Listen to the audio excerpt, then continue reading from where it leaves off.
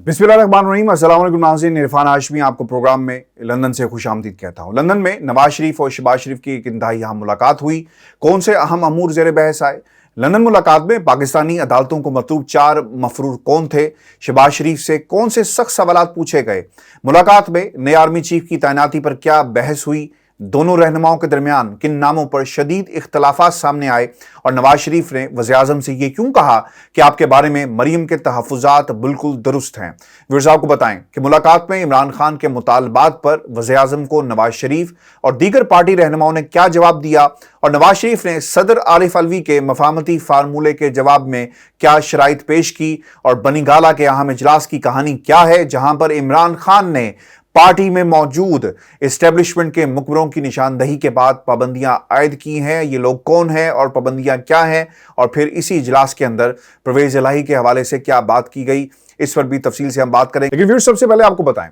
कि वज़ीर-ए-आज़म शहबाज शरीफ और उनके पार्टी कायद नवाज शरीफ की लंदन में होने वाली मुलाकात कई इशूज के हवाले से यकीनन एक अहम तरीन मुलाकात थी। मगर इस मुलाकात से एक रोज पहले मरियम की लॉबी के एक वफाकी वजीर खुर्रम दस्तगीर ने आर्मी चीफ की तैनाती नवाज शरीफ के मशवरे के बाद करने का बयान देकर न सिर्फ ताकतवर हलकों को पैगाम दिया, बल्कि उन्होंने मरियम की हिदायत पर यह पैगाम शहबाज शरीफ को भी पहुंचाया कि लंदन मुलाकात में इस इशू पर बात के लिए तैयार रहना। और फिर यह पैगाम पाकिस्तान की एस्टेब्लिशमेंट के लिए भी था। जिस नवाज शरीफ को तुमने इक्तदार से अलग किया, उसकी मर्जी के बगैर तुम्हारा सिपा सलार तैनात नहीं होगा।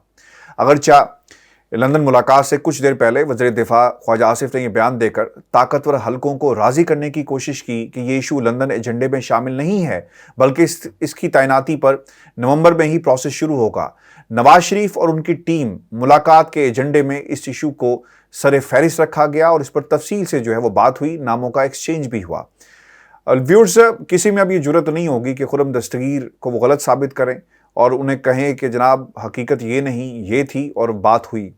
लंदन मुलाकात की मीडिया के लिए जो जारी एलामिया था, इसमें इलेक्शन की तारीख के हवाले से आपको बताया गया है, जो रिलीज़ की गई, कि डट जाएं और जो आर्मी चीफ की तैनाती है वो अपने वक्त पर ही होगी। लेकिन मुलाकात के दौरान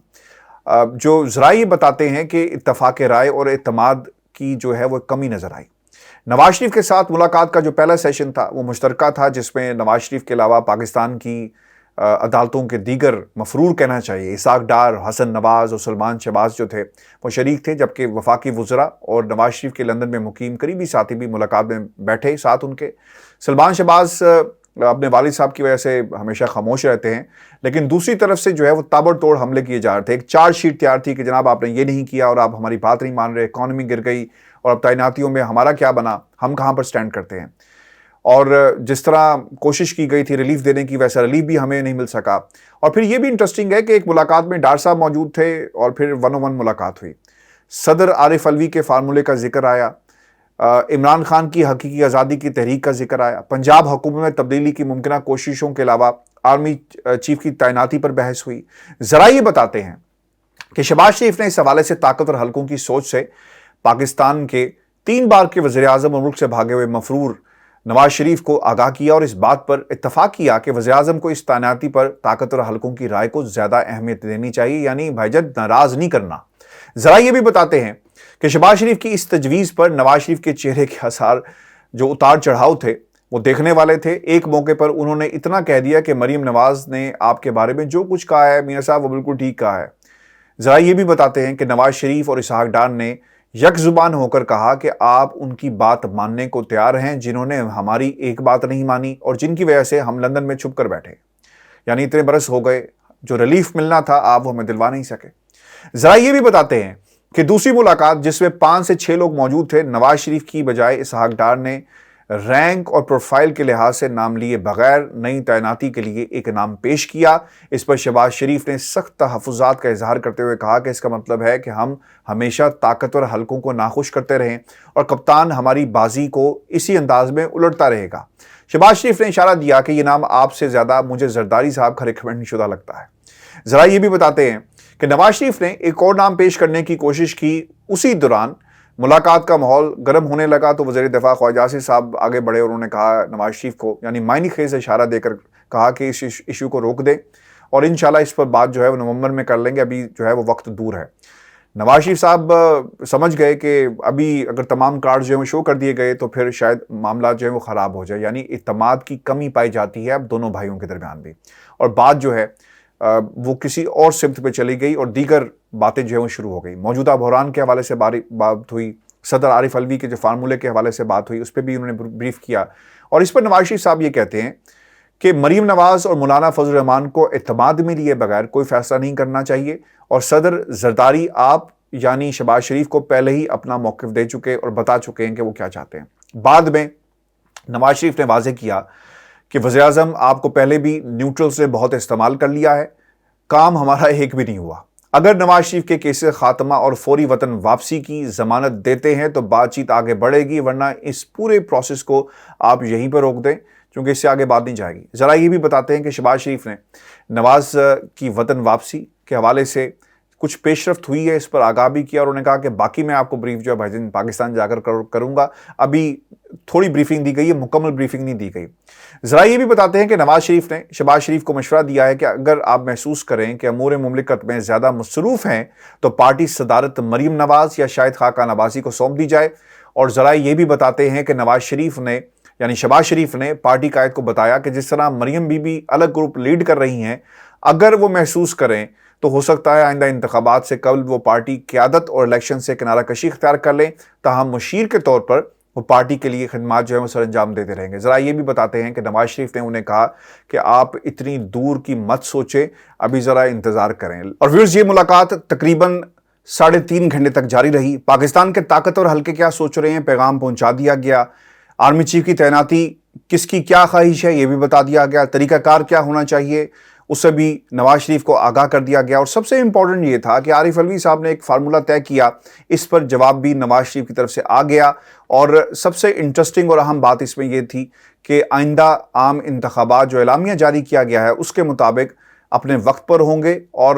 دوسری طرف پنجاب کی حکومت جو ہے اسے گرانے کی ایک کوشش کی جائے گی۔ طریقہ کار کیا ہے وہ آپ کے سامنے رکھ دیتا ہوں۔ جو خبر سامنے آئی ہے وہ یہ ہوگا کہ ایک تو حمزہ شہباز کا نام جو ہے وہ دوبارہ دیا گیا، اور وہ یہ کہہ رہے ہیں کہ الیکشن سے پہلے یہ کام کیا جائے تاکہ پنجاب کا کنٹرول حاصل کر لیا جائے، اور پنجاب کا کنٹرول جب واپس آ جائے گا تو پھر آپ کو الیکشن میں جو دھاندلی ہے اور مینوورنگ ہے اور جو ریاست ہے اس کو آپ بہتر طریقے سے جو استعمال کر سکتے ہیں، کیونکہ یاد رکھیے گا پنجاب کے اندر جو بھی الیکشن جیتے گا وہ مرکز میں حکومت بنائے گا، اور یہ پاکستان کی تمام سیاسی جماعتیں جو ہیں وہ بہت اچھی طرح جانتی ہیں۔ ویورز، اس پوری صورتحال کے اندر ایک چیز تو بڑی کھل کر سامنے آئی، اور جو ایگریشن نظر آیا، اس پوری جو ماحول تھا اس میٹنگ کا وہ بہت زیادہ تناؤ کا شکار تھا، اور تمام لوگ ایک پیج پر نظر نہیں آئے۔ خواجہ آصف صاحب جو ہے نا وہ لقمے دیتے رہے اور کہتے رہے کہ چلیں وقت آئے گا تو اس چیز پر بھی دیکھیں گے، کیونکہ ہر شخص چاہتا ہے کہ وہ اپنا حصہ ڈالے اور آرمی چیف اس کی مرضی کا ہو۔ نواز شریف صاحب، اسحاق ڈار صاحب ایک گروپ میں چلے گئے ہیں، شہباز شریف چاہتے ہیں کہ وہ آرمی چیف لگایا جائے جو پاکستان کے طاقتور حلقے چاہتے ہیں، اور پھر اس کے ساتھ ساتھ آصف علی زرداری صاحب کا بھی ایک اپنا ایک پوائنٹ ہے جس کو وہ لیڈ کر رہے ہیں، اور ان کا ایک اپنا نام ہے۔ تو یہ اس وقت ایک سچویشن بنی ہوئی ہے۔ اسی دوران کچھ خبریں مزید جو ہیں وہ پاکستان کے سیاسی منظرنامے پر ابھری ہیں۔ ایک انٹرویو خرم دستگیر کا کل کا تھا پریس کانفرنس، اور آج انہوں نے ایک انٹرویو دیا، اور کچھ باتیں پاکستان کی قوم کو مزید الجھانے کے لیے انہوں نے کی ہیں، اور اپنی جو واردات تھی سیاسی واردات اس سے خود ہی جو ہے وہ پردہ اٹھا دیا، بھانڈا جو ہے اس کا پھوڑ دیا ہے۔ وہ کیا کر رہے ہیں؟ وہ یہ کہتے ہیں کہ اس ملک کے اندر یہ ان کی طرف سے کلیم کیا گیا ہے کہ اس ملک میں نواز شریف سے زیادہ کوئی قابل نہیں ہے کہ وہ آرمی چیف کی تقرری کر سکے، اور میں نے آپ کو کئی مہینوں سے یہ بات بتا رہا ہوں کہ پاکستان میں جتنے بھی آرمی چیف آئے، یعنی 30 سالوں میں ایک کو نکال کر اس کی تعیناتی میں کس کا ہاتھ ہے؟ نواز شریف کا ہاتھ ہے۔ اس پر دستخط کس کے ہوئے؟ نواز شریف کے ہوئے۔ آج خرم دستگیر بھی یہی بات جو تھا وہ لیڈ کر رہا تھا، اسی کے اوپر اس نے اپنا جو آرگومنٹ ہے وہ بلڈ کیا۔ وہ یہ کہتا ہے کہ اس ملک کے اندر نواز شریف سے زیادہ کوئی کمپیٹنٹ بندہ نہیں ہے جو آرمی چیف کی تعیناتی کر سکے۔ اگر کسی کے پاس جو قدرتی طور پہ ایک مینڈیٹ ہے موجود ہے تو وہ ہے نواز شریف۔ اور انہوں نے یہ بھی کہا کہ جناب تجربہ نواز شریف کے پاس ہے اور کسی سے مشاورت کی ضرورت نہیں ہے۔ اچھا، یہ سب سے بڑا نا یہ مشاورت والا معاملہ یہ بڑا ٹرکی ہے، اور ان لوگوں نے ذرا اسے ٹرکی بنایا۔ آپ کو یاد ہوگا ماضی میں رانا ثناء اللہ نے یہ کیا کہا کہ نواز شریف سے اور آصف علی زرداری سے مشاورت کی ضرورت نہیں ہے. آج کیا کہہ رہے ہیں کہ مشاورت کی ضرورت ہے، اور یہ ثوابدید ہے وقت کے وزیر اعظم کی کہ وہ کسی سے بھی مشورہ کرے کہ اگلا آرمی چیف کون ہوگا. تو یہاں پر جو موسٹ سوٹیبل پرسن ہے وہ نواز شریف صاحب ہیں. پھر انہوں نے یہ بھی کہا کہ جناب اسلام آباد میں جتھے کے جتھے لائے جائیں گے، اس کا بھی انتظام جو ہے وہ کر لیا گیا. اچھا، یہ بات جو ہے نا یہ حکیم ثناء اللہ کی وہ فضل الرحمان صاحب کی طرف سے کی گئی، اور فضل الرحمان نے یہ بات اس لیے کی کیونکہ وہ یہ سمجھتے ہیں کہ اگر کسی قسم کی کال دی جاتی ہے، یعنی کال کا جواب کال کے ساتھ ہوگا، اور جو ٹکراؤ کا جواب جو ہے وہ ٹکراؤ کے ساتھ ہوگا، اگر یہ لوگ بھی باہر نکلیں گے تو پھر ہم بھی اپنے مدرسے کے بچوں کو اسلام آباد کی طرف لے کر جائیں گے. اسی لیے فضل الرحمان کو دوبارہ ایکٹیو کیا گیا کہ اگر عمران خان نے کال دی تو پھر اس کا علاج جو ہے وہ حکیم ثناء اللہ کے پاس ہے. یعنی اسی طرح آنسو گیس جو ہے استعمال کی جائے گی، نہتوں پر گولیاں چلائی جائیں گی، اور لوگوں کو جو ہے وہ ماننے کی ایک ریاستی سازش جو ہے اسے دوبارہ عملی جامہ پہنایا جائے گا. ویورز، آپ کو یہ بتانے چلیں کہ ماضی کے اندر آج پاکستان مسلم لیگ نون جو الزام لگاتی ہے نا کہ عمران خان کی کیپیسٹی نہیں ہے، عمرانی طاقت جسے ہم نے نام دیا، اور اس سے یہ لوگ کہتے ہیں کہ یہ ایک عذاب ہے جو پاکستان کے اوپر نازل ہوا، یہ ان کے لیے میرا جواب ہے. ماضی میں خرم دستگیر صاحب نے ایک انٹرویو میں طلعت حسین کو کیا کہا تھا؟ وہ یہ کہتے تھے کہ جناب اگر ہم یہ حکومت نہ گراتے اور حکومت کو ووٹ آف کانفیڈنس کے ساتھ گھر نہ بھیجتے تو خدشہ یہ تھا کہ عمران خان اپنی مرضی کا آرمی چیف لگا کر ہمیں ہمیشہ کے لیے پابند سلاسل کرنا چاہتا ہے، ہمارے خلاف کیسز بنتے، ہمیں سیاست سے آؤٹ کر دیا جاتا. تو اسی لیے ہم نے یہ ضروری سمجھا کہ ملک کے اندر فل فور یہ رجیم چینج، جس کو خان صاحب کہتے ہیں نا کہ رجیم چینج، جو لوکل اعلی کار تھے وہ یہ لوگ تھے، تحریک عدم اعتماد لائی گئی تاکہ عمران خان اپنی مرضی کا آرمی چیف نہ لگا سکے. اگر آئین آپ کو اجازت دیتا ہے کہ آپ اپنی مرضی کا آرمی چیف لگا سکتے ہیں تو پھر عمران خان کے آرمی چیف لگانے میں کون سا مسئلہ تھا؟ اور آج اگر آپ یہ بات کر رہے ہیں کہ جناب سب سے بہترین کیپیسٹی جو ہے وہ نواز شریف صاحب کے پاس ہے، تو کہاں لکھا ہے کہ آئین کے اندر نواز شریف کا نام، کہ نواز شریف ہی ملک کا جو آرمی چیف ہے وہ تعینات کر سکتا ہے، اور کسی دوسرے شخص کے پاس یہ کیپیسٹی جو ہے وہ موجود نہیں ہے. پھر ایک اور بڑی حیران کن بات سامنے آئی اس انٹرویو میں. نیب قوانین، خان صاحب نے آپ کو یاد ہوگا یہ کہا کہ یہ لوگ اپنے کیسز معاف کروانے آئے، اور ہم نے دیکھا کہ 50 کیسز ایک دم سے اٹھ جاتے ہیں. ویورز، بعض لوگ یہ کہتے ہیں کہ سب کچھ آئین اور قانون کے مطابق ہوا ہے. آج مجھے کسی نے یہ سوال بھی پوچھا کہ ڈیلی میل کیس کا کیا ہوا، چونکہ ڈیلی میل کے اندر جو شہادتیں اور جو لوگ جنہوں نے اس کیس کو دیکھا، جو ٹیٹیز لگائی گئی، جو ایویڈنسز موجود ہیں، وہ بہت سارے پاکستان میں جو عدالتوں میں کیسز چل رہے تھے، جو گواہ موجود تھے، تقریباً وہی ملتے جلتے ہیں، وہ ریکارڈ ہے. اب انہوں نے مجھ سے سوال یہ کیا کسی دوست نے ہمارے کہ اب اس کا کیا بنے گا. ویورز، آپ کو بتاتے چلیں کہ قانون بدل گیا. یہ لوگ یہاں پر بھی جا کر عدالتوں میں کہیں گے جناب قانون بدل گیا، لہٰذا کیسز ختم ہو گئے، معاف ہو گئے، لیکن کوئی اس چیز کو ڈینائی نہیں کر سکے گا کہ جناب ٹیٹیز جو ہیں وہ نہیں ہوئی. آپ برطانیہ کی عدالت میں کیا پلی پیش کریں گے کہ جناب دیکھیں پاکستان کے قانون میں پہلے تو یہ کہتے تھے نا کہ اور اس جج کی جو لندن میں جس جج نے یہ آبزرویشن دی تھی کہ مجھے مت بتائیں کہ پاکستان میں کیا ہو رہا ہے اور وہاں پر کیا فیصلے ہو رہے ہیں، میں نے یہاں پر جو ایویڈنسز ہے اسے دیکھنا ہے.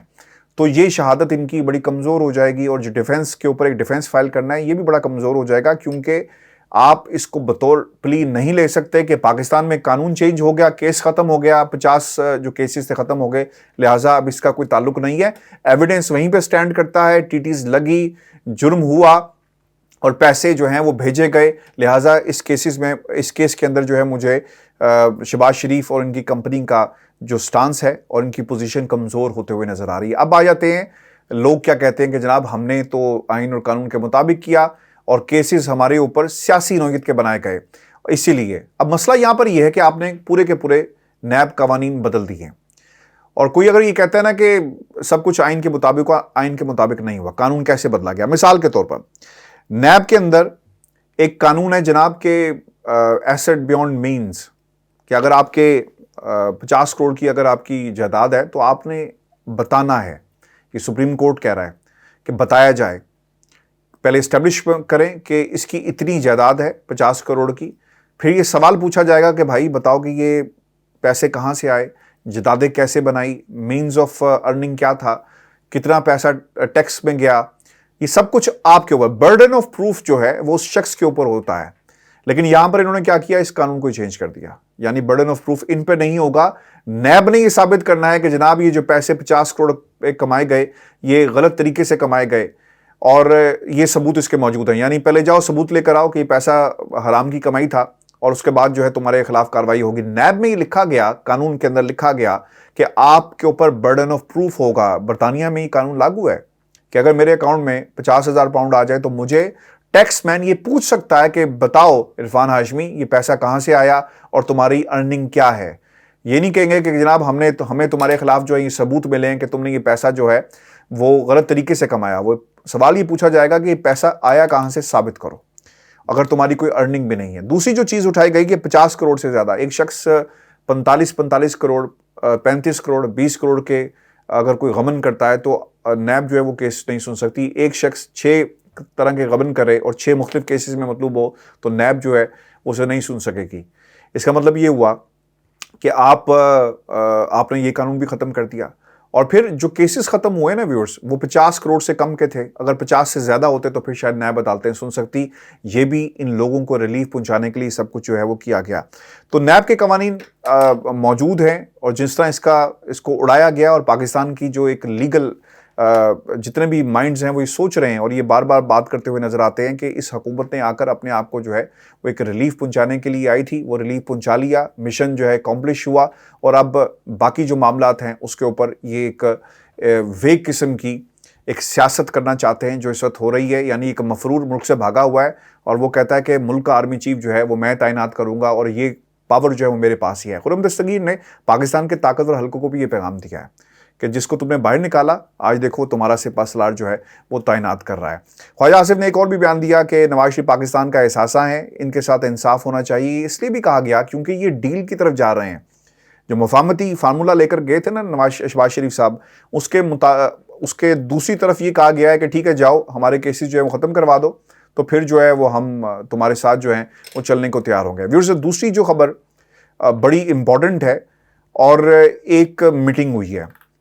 اور اس میٹنگ کے اندر یعنی یہ کل کی میٹنگ ہے, یہ بحث میں نہیں جاتے کہ کل ہوئی آج ہوئی, لیکن اس میٹنگ کے اندر کیا کہا گیا, بتایا یہ گیا ہے خان صاحب کو کہ انہیں معلوم ہوا کہ کچھ لوگ اسٹیبلشمنٹ سے مسلسل رابطے میں ہیں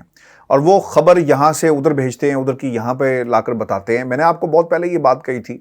کہ پاکستان کی جو جتنی بھی خفیہ ایجنسیز ہوتی ہیں نا, جتنے بھی ادارے جو انفارمیشن گیدرنگ کرتے ہیں, انٹیلیجنس گیدرنگ کرتے ہیں, ان کے تعلقات ہوتے ہیں, اٹھتے بیٹھتے ہیں, دوستیاں بنا لیں گے, اور پھر 2 وے کمیونیکیشن شروع ہو جاتی ہے. اچھا تم آج اس اجلاس میں بیٹھے ہوئے تھے, کیا کہانی ہے اندر, ہو کیا رہا ہے, پیار پیار سے اور آپ سے دوستی کے اس جو تقاضا کریں گے کہ جناب ہمیں بھی بتاؤ اندر کیا ہو رہا ہے.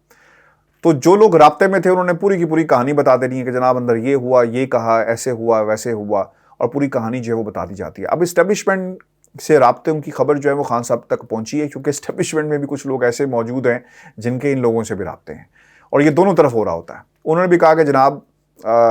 آپ کو کچھ لوگ بائی پاس کر رہے ہیں اور جا کے ڈائریکٹ بڑے صاحب سے مل رہے ہیں, تو لہٰذا ان کو روکا جائے. اور خان صاحب نے پارٹی ڈسپلن کی جو ہے وہ ایک بات کی ہے, اور اس میں انہوں نے یہ کہا کہ کور کمیٹی ارکان کو پارٹی پالیسی کے مطابق ٹویٹ کرنے کو کہا گیا ہے, اور پارٹی پالیسی پر عمل درآمد کے لیے شری مزاری کو نگران بنا دیا گیا. وہ ایک مانیٹر لگا دی گئی ہیں, وہ دیکھیں گی کون کیا کر رہا ہے. اور پھر یہ بھی انٹرسٹنگ اس میں بات یہ ہے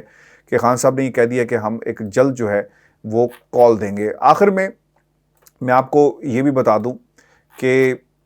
اس پوری جو اندرونی کہانی تھی اس میں سب سے جو ہائی لائٹ ہے, اور اس کے اوپر ہم نے ایک دفعہ نہیں متعدد دفعہ آپ سے بات بھی کی, لندن کے اندر نواز شریف صاحب نے پنجاب حکومت گرانے کے حوالے سے ٹائمنگ اس کے اوپر بات کی ہے, اور حکومت گرانے کا وقت جو ہے وہ اس وقت طے کیا جائے گا. یعنی جو لوگ رابطے میں ہیں اور جن کو مینور کیا جائے گا, جن کو خریدا جائے گا, جو لوٹا کریسی کا کلچر دوبارہ ریوائیو ہوگا, وہ اس وقت ہوگا جب الیکشن کا وقت قریب آ جائے گا, تاکہ پنجاب کا جو کنٹرول ہے وہ واپس لیا جائے. اب ڈیوٹی لگی عثمان بزدار صاحب کی, اور انہیں کہا گیا ہے کہ جناب آپ تمام لوگوں پر نظر رکھیں, اور جو لوز کینن ہیں ان کی نشاندہی کریں, جو بک سکتے ہیں, جن کے کیسز ہیں, جن کو بلیک میل کیا جا سکتا ہے, جن کو ٹیلی فون کالز آ رہی ہیں. ایک پوری کی پوری ایک انفارمیشن گیدرنگ کی جائے گی اور عثمان بزدار صاحب کو یہ ٹاسک جو ہے وہ سونپ دیا گیا ہے۔ پنجاب میں ہمدردیاں تبدیل کرتے کے لیے کوئی اتنا زیادہ دیر نہیں لگتا، لیکن اسٹیبلشمنٹ ایک پورا زور لگا رہی ہے، انہوں نے ہوم ورک شروع کر دیا ہے کہ کن لوگوں کو خریدا جا سکتا ہے۔ ادھر سے خان صاحب سے فارمولے طے ہو رہے ہیں، پیغامات بھیجے جا رہے ہیں، اور ادھر سے لوگوں کو خریدنے کی جو ہے وہ تیاری کی جا رہی ہے، یعنی انگیج کر لیا گیا ہے، اور وقت آنے پر ویورز یہ اہم فیصلے جو ہے وہ کیے جائیں گے۔ اور اس میں سب سے امپورٹنٹ بات، اور جو میں نے ہمیشہ کہی اور آج بھی مجھے خوشی اس بات کی کہ کم از کم جو بات آپ تک ہم پہنچاتے ہیں وہ خبریں درست ثابت ہو رہی ہیں، اور وقت انہیں ایک ایک کر کے درست ثابت کر رہا ہے۔ پرویز الہی صاحب پر رابطے جو ہے نا کچھ لوگ ان سے بھی کر رہے ہیں، اور یہ بھی کہا جا رہا ہے کہ ان پہ اب نظر رکھنی ہے، یہ کن سے ملتے ہیں، کن سے بات کر رہے ہیں، اور ان کا ہدف کیا ہے۔ اور خان صاحب نے تاکید کی ہے کچھ لوگوں کو کہ مسلسل رابطے میں رہیں، ان کے اوپر نظر رکھی جائے، اسٹیبلشمنٹ سے ان کے پرانے تعلقات موجود ہیں، اور یہ کسی وقت بھی گیم الٹ سکتے ہیں۔ کل ایک میں بیان پڑھ رہا تھا جس میں کہا گیا کہ پرویز الہی صاحب ہی حکومت میں رہیں گے اور شاید یہ پارٹی چینج کر لیں، یعنی دوسری طرف چلے جائیں، اور حکومت جو ہے وہ انہیں کی رہے گی، پرویز الہی صاحب ہی پنجاب کے سی ایم رہیں گے۔ اسی لیے میں نے ہمیشہ نہیں ان کے کردار کو، سیاسی کردار کو جو ہے وہ شک کی نگاہ سے دیکھا ہے، کیونکہ مجھے ان سے کوئی امید نہیں ہے کہ یہ خان صاحب کی پارٹی کے ساتھ جو ہے مخلص ہوں گے۔ اقتدار کے ساتھ مخلص تھے، جتنے مرضی فیصلے جو ہیں مونس الہی صاحب کریں، لیکن کسی بھی وقت جو ہے وہ گیم الٹ سکتی ہے۔ ورزی آج کا ہمارا شو تھا، اپنے کمنٹس بھیجیے گا، چینل کو ضرور سبسکرائب کریں، اجازت دیجیے، اللہ نگہبان۔